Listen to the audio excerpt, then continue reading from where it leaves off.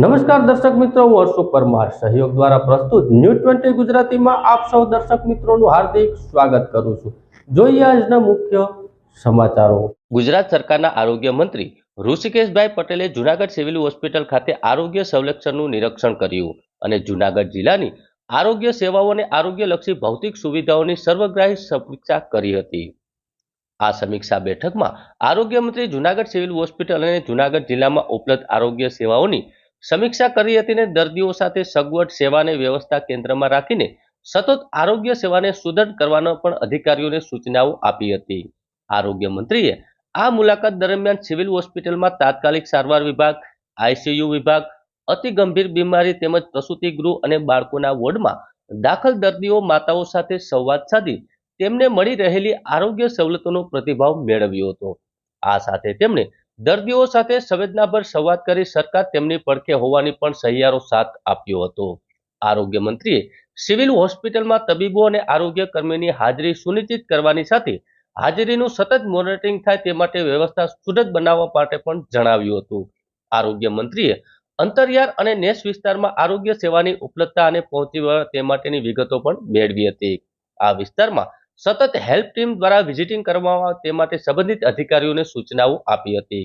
જૂનાગઢ જિલ્લામાં ગ્રામ્ય વિસ્તારમાં આરોગ્ય સેવાઓને વધુ સુદૃઢ બનાવવા માટે આરોગ્ય કેન્દ્રના બાંધકામની પ્રગતિની વિગતો પણ મંત્રીએ મેળવી હતી। ઉપરાંત ઉપલબ્ધ મેડિકલ સાધનો અને પરિવહન માટેની વાહનોની પણ આવશ્યકતા અંગે ચર્ચા કરી હતી। આ બેઠકમાં અગ્ર સચિવ ધનજય ત્રિવેદી અને કમિશનર હર્ષદ પટેલે પણ આરોગ્ય સેવાઓને વધુ સુદૃઢ બનાવવા માટે માર્ગદર્શન આપ્યું હતું। આ બેઠકમાં તબીબી અધિક્ષક કૃતાક્ષ બ્રહ્મભટ્ટ અને ઇન્ચાર્જ સીડીએચઓ મનોજ સુતરિયાએ પણ પ્રેઝન્ટેશનના માધ્યમથી જિલ્લામાં આરોગ્યલક્ષી સેવા સુવિધાઓ થયેલી કામગીરીઓની વિગતવાર ચિતાર રજૂ કર્યો હતો। આ બેઠકમાં જિલ્લા પંચાયતના પ્રમુખ હરેશભાઈ ઠુમર, આરોગ્ય વિભાગના અધિક નિયામક જીએમઈઆરએસના CEO doctor Ramavat, dean Shri Amte, civil surgeon doctor Pala, project inspector Sunil અધિકારી સહિત આરોગ્ય વિભાગના સંબંધિત અધિકારીઓ ઉપસ્થિત રહ્યા હતા।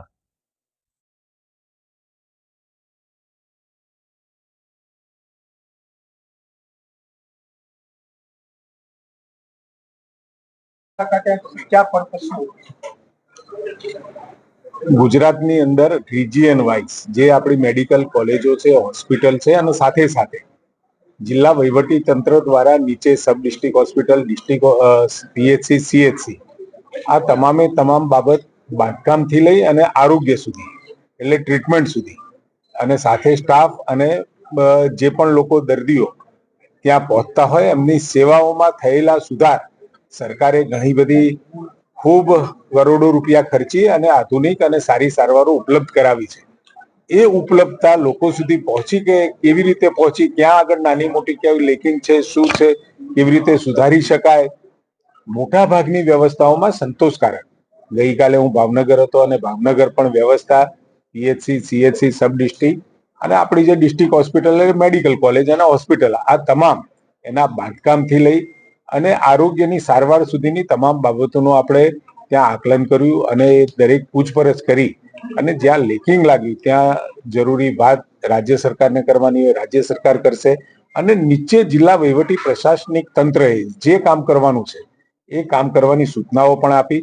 પરંતુ મોટા ભાગે ખૂબ સંતોષકારક આપણને જોવા મળ્યું છે અને ઘણી વખતે 100 વાત સારી હોય પરંતુ ક્યાંક એક વાત ક્યાંક નબળી હોય તો એ નબળી ઉપસીને આવતી હોય છે। એટલે એકંદરે દર્દીઓના હિતમાં રાજ્ય સરકારને આદરણીય નરેન્દ્રભાઈના સમયથી હેલ્થ કેરને અને એજ્યુકેશનને ખૂબ પ્રાયોરિટી અને તવજ્જો આપી અને ગુજરાત રાજ્યમાં ખૂબ સારું કામ થયું છે અને હું માનું છું ત્યાં સુધી હજુ પણ આવતા સમયમાં રાજ્ય સરકારે અનેકવિધ યોજનાઓ ગરીબ દર્દીઓ માટે, મધ્યમ વર્ગના દર્દીઓ માટે મૂકેલી છે। એનો મહત્તમ લાભ એ લોકોને કોઈ પણ મુશ્કેલી વગર મળે એ રાજ્ય સરકારનો પ્રયાસ। ખાસ કરીને જોવા જાય તો સર જે પ્રાઇવેટ ડોક્ટરો છે જે પ્રેક્ટિસ કરે છે જેને અહીંયા 2 કલાકથી 5 કલાક આવવાનું હોય છે સર, અહીંયા કોઈ આવતું નથી, માત્ર સિગ્નેચર કરીને જતા રહે છે સર અને દર્દીઓને પારાવાર હાલાકી ભોગવવી પડે છે। આવી એક વાત આવી છે સીએમ સેતુ અંતર્ગત આપણે દરેક જગ્યાએ રાજ્યની અંદર આ સેવાઓ આપણે આપીએ છીએ। એ લોકો ક્યાંય નાના સેન્ટર હોય કે મોટા સેન્ટર હોય અથવા તો કોઈ મોટી મેડિકલ આપણી હોસ્પિટલ કે કોલેજ હોય ત્યાં આગળ આવા સુપર સ્પેશિયાલાઇઝ ડોક્ટરો મેળવવામાં મુશ્કેલી પડતી હોય છે. સીએમ સેતુની યોજના એટલા માટે જ મૂકી હતી કે વધારાના અને વિશેષ કલાકોમાં આવીને અહીંયા સેવા આપી શકે, પરંતુ કમ ભાગ્યે આપણને એવા ડોક્ટરોની સેવાઓ ઓછી ઉપલબ્ધ થાય છે. અહીંયા આ જ હોસ્પિટલમાં અને તમામ હોસ્પિટલમાં સ્પેશિયાલિસ્ટ અને સુપર સ્પેશિયાલિસ્ટ ડોક્ટરો માટેના ઇન્ટરવ્યુ પણ કાઢવામાં આવે છે. અને સીએમ સેતુમાં આપણે સામે ચાલી અને એ નગરની અંદર અથવા તો એ શહેરની અંદર કોઈ પણ આવા ડોક્ટરો હોય તો સામે ચાલીને સંપર્ક કરી અમને વિનંતી પણ કરીએ છીએ કે અહીંયા આવો, અહીંયા અમે તમને સાથે રેમ્યુનેશન પણ કરીશું, આપીશું અને આપ દર્દીઓની સારવાર માટે આવો. પરંતુ કમ ભાગ્યે પ્રતિસાદ ઓછો મળ્યો છે. અમારા વિભાગે એને રિવ્યુ કરી અને એના રેટ રિવિઝનનું પણ વિચારી રહ્યું છે. રાતના ડોક્ટરો છે સાહેબ, એમાં માત્ર જીઆરથી ચાલવામાં આવે છે. કોઈ ક્વોલિફાઈડ ડોક્ટર હોતા નથી. જે અમુક કેસીસ આવે છે સર, એને પ્રાઇવેટમાં તાત્કાલિક માઇનોર સારવાર કે જે કાપીને એને રિફર કરી દેવામાં આવે છે. અહીંયા મેં જોયું, અહીંયા કેટલાય દર્દીઓ બાળકો હોય, સગર્ભા માતાઓ છે, ક્રિટિકલ કેર મધરો છે જેની સારી એવી સંભાળ લેવાની જરૂર છે. એ તમામ વિભાગોમાં મેં દર્દીઓ સાથે 1 to 1 વાત કરી છે. પરસેપ્શન બન્યો છે જુદી વિષય છે, પરંતુ જ્યારે હકીકતની અંદર દર્દીઓને મળીને તમે વાત કરો એટલે આપણને ત્યાં જાણવા મળે છે કે અહીંયા આવેલું કોઈ પણ વ્યક્તિ, કોઈ પણ દર્દી એના સગાવાલા સાથે આવ્યું હોય એટલે એને ઝડપથી ઝડપ સારવાર મળી જાય અને કોઈ પણ પ્રકારનો અસંતોષ હોય એવું માલુમ નથી પડ્યું. અને છતાં પણ તમે જે સૂચન કર્યું છે ધ્યાને લઈને એક બાબતની પીએમજીવાયની એસઓપી આપે છે સર, ક્યારથી લાગુ થશે? પીએમજીવાયની એસઓપી લાગુ જ થઈ ગઈ. જે દિવસે જાહેર થઈ એ દિવસથી 40 કરોડ રૂપિયા ઉપર ચૂકવણું થયું છે સાહેબ. એની તપાસમાં છે એની કોઈ કે આ અધિકારી ગેરહાજર છે, આ અધિકારી ગેરહાજર, એવા જવાબ આપવામાં આવે. આ બાબતની વાત અહીંયા જિલ્લા લેવલ સુધી હતી અને જિલ્લા લેવલે આવી ફરિયાદ મળતા જિલ્લા કમિટી આની તપાસ કરી અને 1400 જેટલા દર્દીઓ કે જે દર્દીઓ ત્યાં સારવાર લીધી છે એવા દર્દીઓનો વ્યક્તિગત સંપર્ક કરી અને વાતચીત પણ કરી અને એમાં જે નાની મોટી અનિયમિતતાઓ મળી છે. કેવી અનિયમિતતા? કોઈ પ્રોસિજર અથવા તો સારવારમાં નહીં, પરંતુ કોઈ દર્દીને ડિસ્ચાર્જ કરતી વખત 300 રૂપિયા આપવાનો વિષય હોય અથવા તો જે પીએમજેવાયમાં ક્લેમ કર્યા પછી ક્યાંક નાના મોટા પૈસા લેવાયો હોય એની સ્ક્રુટિની ચાલી રહી છે. એટલે એ આખો વિષય હજુ પણ મીટિંગ કરી અને એમાં ડિટેલ તપાસ કરી અને પછી જ હું વધારે કહીશ. જે યોજના છે, નવી એસઓપી બનશે, એમાં શું એડ થવાનું છે, શું રિમૂવ થવાનું? એ આખી આપણે ત્યાં પત્રકાર પરિષદની અંદર આખી આપી છે, પત્રકારોને આપી છે અને સાથે એ એસઓપી જાહેર પણ કરી છે અને બહુ એ મોટો વિષય છે. સાહેબ, આ બહારથી દવા લખી દે સિવિલમાં શું કહેશો બાબતે? અને સાહેબ કેવી વ્યવસ્થા હોવી જોઈએ સિવિલમાં સાહેબ દવા નથી. જે એસેન્શિયલ ડ્રગ લિસ્ટની તમામ દવાઓ, ચાહે પીએચસી માં નક્કી કરેલી દવાઓ હોય, સીએચસી માં કરી હોય, સબ ડિસ્ટ્રિક્ટમાં હોય કે ડિસ્ટ્રિક્ટ લેવલ કે આપણી મેડિકલ કોલેજોમાં જે દવાઓ ઈડીએલ માં છે એ તમામ દવાઓ અહીંથી જ મળી રહે એવો આપણો ચોક્કસ આગ્રહ છે ને એ પૂરું કરીશું. દવાઓની અંદર ગયા વર્ષે એસેન્શિયલ ડ્રગ લિસ્ટની અંદર લગભગ 700 જેટલી દવાઓ હતી. એના પછી આપણે વધારાની ઉમેરીને ઓલમોસ્ટ ડબલ 1350 ની આજુબાજુની દવાઓ ઈડીએલમાં આપણે સામેલ કરી છે. એસેન્શિયલ ડ્રગ લિસ્ટમાં સામેલ થયેલી દવાઓના આપણે ટેન્ડર પણ કર્યા છે અને ઘણી વખતે એવું થતું હોય છે કે જ્યારે એ સપ્લાય અને જથ્થો એ આપણે મોકલ્યો જ હોય છે, પરંતુ તમે જે વાત કરી રહ્યા છો કે બહારથી દવા લખાય છે, ક્યાંક એવા સંજોગોમાં ઓછું હોય છતાંય તમે જ્યારે મુદ્દો ધ્યાનમાં લાવ્યા છે એટલે હું એની પણ ચર્ચા કરીશ. જુનાગઢ જિલ્લાના વિસાવદર તાલુકાના મોટી મણપરી ગામે આમ આદમી પાર્ટી અને કોંગ્રેસના નેતાઓ દ્વારા ઇકોઝોનના વિરોધમાં ખેડૂત સંમેલનનું આયોજન કરવામાં આવ્યું. જુનાગઢ જિલ્લાના વિસાવદર તાલુકાના મોટી મણપરી ગામે આપ અને કોંગ્રેસના નેતાઓ દ્વારા ઇકોઝોનના વિરોધમાં ખેડૂતોનું મહાસંમેલનનું આયોજન કરવામાં આવ્યું હતું. આ સંમેલનમાં ઇકોઝોનના વિરોધમાં કરવામાં આવ્યું હતું અને ઇકોઝોન જેવા કાળો કાયદો પાછો લેવાની માંગ થઈ હતી. આ તકે ઈસુદાન ગઢવી દ્વારા જણાવવામાં આવ્યું કે બીજેપીના નેતાઓ માટે રિસોર્ટ બનાવવામાં ઇકોઝોન દાખલ થઈ રહ્યા છે. સાથે વધુમાં એમ પણ જણાવ્યું કે સરકારની નીતિ આવી જ રહેશે તો 20 વર્ષ બાદ સિંહ જોવા નહીં મળે. આ તકે પ્રવીણ રામ દ્વારા જણાવવામાં આવ્યું કે ઇકોઝોન કોઈ હિસાબે સ્વીકાર્ય નથી અને સ્થાનિક સ્વરાજ્યની કોઈ પણ ચૂંટણી હોય ત્યારે બીજેપીની જેમાં જીતવા નહીં દઈએ અને ઇકોઝોનના વિરોધમાં કોંગ્રેસ અને આપના નેતાઓ ઝંપલાવી ચૂક્યા છે અને વિસાવદરની ચૂંટણીને લઈને ગોપાલ ઇટાલિયા દ્વારા હર્ષદ રીબડિયા ઉપર શાબ્દિક પ્રહારો કરવામાં આવ્યા હતા. વિસાવદરની ચૂંટણીમાં હર્ષદ રીબડિયા નહીં થવા દેતા નથી અને ખોટી પિટિશન કરીને બેઠા છે અને વાતો કરે છે કે હું ખેડૂતો માટે જીવ આપી દઈશ, પણ ચૂંટણી નહીં થવા દઉં. આમ વિસાવદર વિધાનસભાને દર વર્ષે 100 કરોડનું નુકસાન થાય છે. સાથેમાં વધુમાં એમ પણ જણાવ્યું અને આકરા પ્રહારો કરતા ગોપાલ ઇટાલિયા દ્વારા જણાવવામાં આવ્યું કે સાસણમાં સિંહોની વસ્તી છે અને સાસણ સિંહથી જાણીતું છે, તો ત્યાં ઇકોઝોન નથી એટલે કાળા કાયદાઓ બનાવવામાં આવે છે. આમ જોઈએ તો ઇકોઝોનનો વિરોધ જૂનાગઢ જિલ્લાના મેંદરડા અને વિસાવદર તાલુકામાં થઈ રહ્યો છે, જેમાં વિસાવદરના મોટા ભાગના ગામડાઓ ઇકોઝોન હેઠળ આવતા હોય છે અને ખેડૂતો છેલ્લા 3 મહિનાથી વિરોધ કરી રહ્યા છે. આ તકે આમ આદમી પાર્ટીના નેતા ગોપાલ ઇટાલિયા, પ્રવીણ રામ, ઈસુદાન ગઢવી, કરશનદાસ બાપુ ભાદરકા, ભાજપના નેતા હર્ષદ રીબડિયા, કોંગ્રેસના નેતા ભારત અમીપરા, ભરત વિરડિયા, કરશન વાડોદરિયા અને ખેડૂતો મોટી સંખ્યામાં મહાસંમેલનમાં ઉપસ્થિત રહ્યા હતા. આજે વિસાવદર તાલુકાના મોટી મોણપરી ગામે ઇકોઝોન હટાવો એ મુદ્દા આધારે ખેડૂત સંવાદનું આયોજન કરવામાં આવ્યું હતું. વિસાવદર, ધારી, ખાંભા, તાળાળા, મેંદરડા, ગીરગઢડા આ તમામ વિસ્તારોમાંથી ખૂબ મોટી સંખ્યામાં ખેડૂત આગેવાનો, સામાજિક આગેવાનો, રાજકીય વ્યક્તિઓ, માતાઓ, બહેનો ખૂબ વિશાળ સંખ્યામાં ઉપસ્થિત રહી એક જ અવાજ, એક જ વાત, એક જ માંગ કર્યો કે કોઈ પણ સંજોગોમાં ઇકોઝોન હટાવો એનો આજે નારો બુલંદ કર્યો છે. આ ભાજપ દ્વારા લાવવામાં આવેલો ઇકોઝોન ખેતી માટે, ખેડૂત માટે, પશુપાલન માટે, પશુપાલકો માટે ખૂબ જ નુકસાનકારક છે અને એટલા માટે ખેતી બચાવવા, પશુપાલન બચાવવા માટે આજે સૌ લોકો એકઠા થયા છીએ.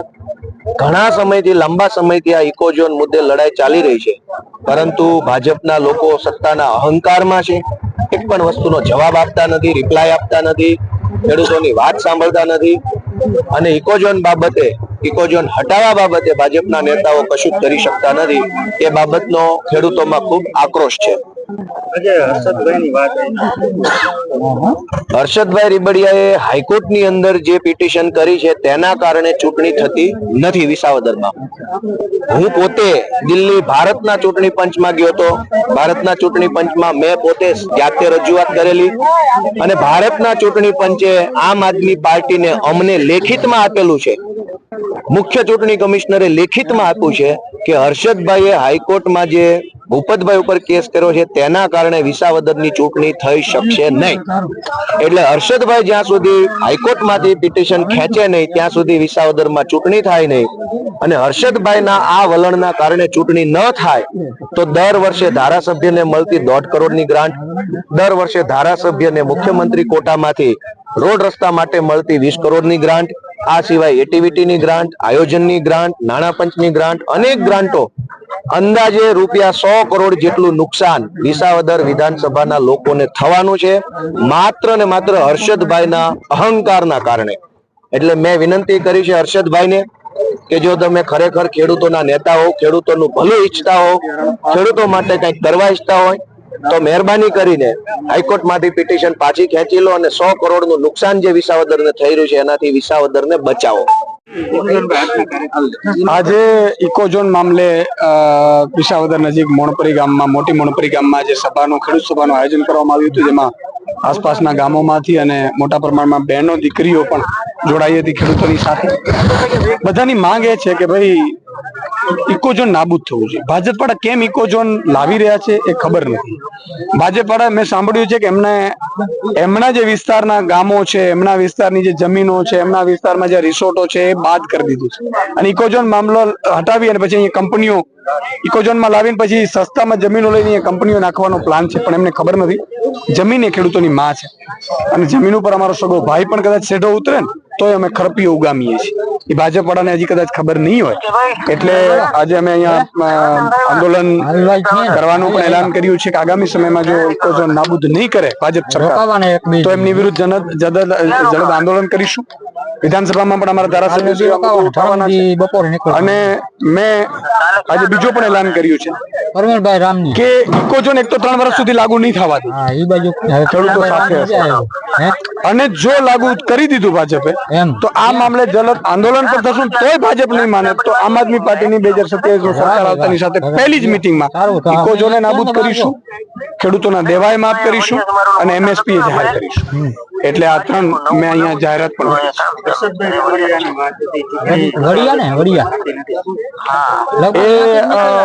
આમ તો હર્ષદભાઈએ કંઈક રીત કંઈક હાઈકોર્ટમાં કરી છે, જેને લઈને આજે ગોપાલભાઈએ એ વાત કરી છે કે હર્ષદભાઈના રીતના કારણે ચૂંટણી પંચ, અમે ચૂંટણી પંચમાં ગયા હતા કે ભાઈ વિસાવદરની ચૂંટણી આપો, એ 400 પારના નારા કરતા હતા. મેં કીધું આપો વિસાવદરની, ખબર પડે દૂધનું દૂધ ને પાણીનું પાણી થઈ જાય. પણ ભાજપ ડરી ગઈ છે, એટલે કોઈ ના કોઈ રીતે અરજીઓ કરાવે છે. મેં સાંભળ્યું છે કે હર્ષદભાઈ અરજી કરાવી જેથી કરીને ચૂંટણીઓ ના આવે. એ લોકોના 2 નેતાઓના ઝઘડા છે, પણ એના કારણે વિસાવદરની જનતા ધારાસભ્ય વિહીન છે. પણ છતાંય આજે અમારા જામજોધપુરના ધારાસભ્યને પણ સ્પેશિયલ અહીંયા બોલાવી હેમંતભાઈ ખવાને જવાબદારી આપી છે કે હેમંતભાઈ ખવા વિધાનસભામાં જે ધારાસભ્ય જે કામગીરી કરવી પડે અહીંના, એ હેમંતભાઈ ખવા પણ વિધાનસભામાં મુદ્દો ઉઠાવશે અને અમે મજબૂતાઈથી લડત. આજરોજ વિસાવદર મોટી મોણપરી ગામે ઇકોઝોનની વિરુદ્ધમાં એક વિશાળ ખેડૂત મહાસંમેલનનું આયોજન થયું હતું. આ લડાઈ ઘણા સમયથી ચાલુ છે, પરંતુ આ લડાઈ અત્યારે યથાવત એટલા માટે છે કે સરકારે ઇકોઝોન લાવવાની જરૂરિયાત નથી. ઇકોઝોનની સામે, ઇકોઝોન કરતા જે વન્યજીવો દ્વારા ખેડૂતોને નુકસાન થાય છે એનો વીમો આપવાની જરૂરિયાત છે. સરકારે ઇકોઝોન લાવવાની કોઈ જરૂરિયાત નથી. એની સામે જંગલની અંદર એવું એન્વાયરમેન્ટ ઉભું કરવાની જરૂરિયાત છે કે સિંહ કે વન્ય પ્રાણીઓ બહાર ન નીકળે. સરકારે ઇકોઝોન લાવવાની કોઈ જરૂરિયાત નથી. એની સામે સરકારે કરવાની જરૂરિયાત છે કે અહીંયા ઘોડાસણમાં જે સોલાર પ્લાન્ટ આવી રહ્યો છે, કોરિડોરમાં આવી રહ્યો છે, એને બંધ કરવાની જરૂરિયાત છે. એને મંજૂરી આપવાની જરૂરિયાત નથી. પરંતુ સરકાર ઊંધા કાન પકડાવે છે. જ્યારે જ્યાં પૈસા મળે ત્યાં બધી પરમિશનો મળી જાય, નેતાઓને ફાયદો થાય, કંપનીઓને ફાયદો થાય અને ખેડૂતોને પરેશાન કરવા માટે જ્યારે આ કાયદો લાવવામાં આવી રહ્યો છે, ત્યારે આજની આ વિસાવદર ખાતેની સભામાં વિશાળ સંખ્યામાં ખેડૂતો ઉમટી પડ્યા હતા અને ખેડૂતોની એક જ માત્ર માંગ છે કે ઇકોઝોન નાબૂદ કરવામાં આવે.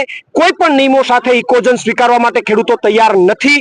આવનારા દિવસોમાં આ રસ્તા પરની લડાઈ ચાલુ રહેવાની છે અને એટલા માટે આગામી પ્રોગ્રામો જાહેર કરું છું કે આવનારી 14 જાન્યુઆરી પ્રજાસત્તાક દિવસની અંદર 196 ગામની અંદર ઇકોઝોન નાબૂદ કરોના સ્લોગન સાથેના પતંગો આ ગીરમાં ઉડશે અને એ પતંગો કપાશે. પણ સાથે સાથે આવનારા સમયમાં તાલાળામાં એક મોટી મહાસભાનું પણ આયોજન થશે અને આવનારા સમયમાં સરકાર જો ઇકોઝોન નાબૂદ નહીં કરે તો ભાજપને નાબૂદ કરી અને રાજકીય લડાઈ પણ લડીશું.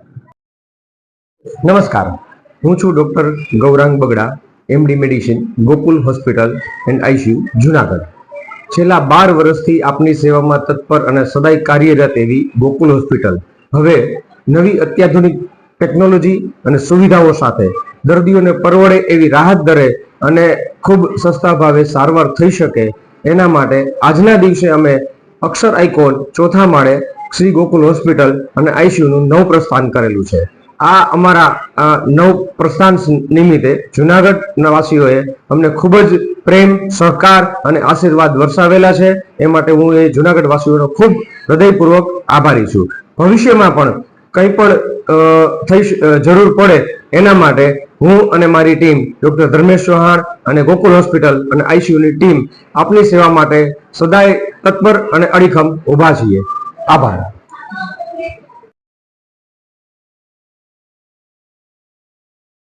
નમસ્કાર, હું ડૉક્ટર ધર્મેશ ચૌહાણ. હું અને ડૉક્ટર ગૌરાંગ બગડા આમ તો છેલ્લા 12 વર્ષથી જુનાગઢ અને એની આસપાસના વિસ્તારોના જે દર્દીઓ છે એમની સેવા કરી રહ્યા છીએ. તો હવે અમે નવા રંગરૂપ સાથે, નવા સેટઅપ સાથે અને બધી જ અપગ્રેડેડ સિસ્ટમ સાથે આવી રહ્યા છીએ. નવી જગ્યાએ નવ પ્રસ્થાન કરી રહ્યા છીએ. તો આ નવી હોસ્પિટલની અંદર તમને 2D ઇકો, TMT, નવા એડવાન્સ વેન્ટિલેટર, ડિફિબ્રિલેટર, કોઈ પણ પ્રકારના લીવર, હૃદય, ફેફસાના રોગો, પેટના રોગો, આંતરડાના રોગો અને એટેકના જે દર્દીઓ છે એ છે, દમ છે, અસ્થમા છે કે મગજના વિવિધ રોગો છતાં ઓપરેશન દરમિયાન કે ઓપરેશન બાદ પણ કોઈ કોમ્પ્લિકેશન થયું હોય એ દરેક પ્રકારના દર્દીઓની સારવાર અમે અહીંયા ઉપલબ્ધ કરાવી છે.